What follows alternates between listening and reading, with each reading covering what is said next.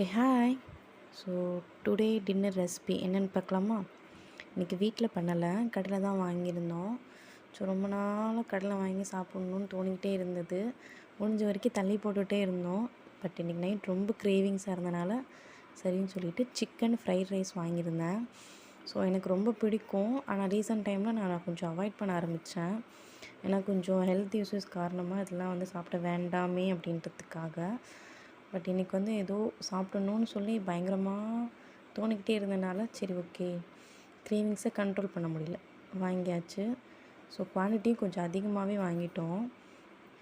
எங்கள் 2 பேர்த்துக்குமேவும் ஒரு chicken fried rice தான். சரின்னு சொல்லிட்டு கொஞ்சம் கொஞ்சமாக சாப்பிட்டுக்கலாம் அப்படின்னு சொல்லிட்டு 2 பேருமே 50-50 எடுத்துக்கிட்டோம். நீங்கள் எப்போல்லாம் இந்த மாதிரி கொஞ்சம் அன்ஹெல்தியான ஃபுட் நைட் சாப்பிட்றீங்களோ அப்போ முடிஞ்ச வரைக்கும் ஹாட் வாட்டர், அப்படி இல்லாட்டினா வார்மாக இருக்க வாட்டர் குடிச்சிங்கன்னா உங்களுக்கு ரொம்ப நல்லது. அதனால் இன்றைக்கி எங்கள் வீட்டில் சிக்கன் ஃப்ரைட் ரைஸ், அதுக்கப்புறமா குடிக்கிறதுக்கு வார்ம் வாட்டர். கண்டிப்பாக இதை ஃபாலோ பண்ணுங்கள், உடம்புக்கு ரொம்ப நல்லது தான். ஏன்னா நம்ம எவ்வளோ வார்ம் வாட்டர் குடிக்கிறோமோ அதுக்கு அளவு வேகமாக ஜீரணமாகும், இல்லைன்னா கொஞ்சம் டிலே ஆகும், நிறைய ப்ராப்ளம்ஸ் வரும். தேங்க்யூ.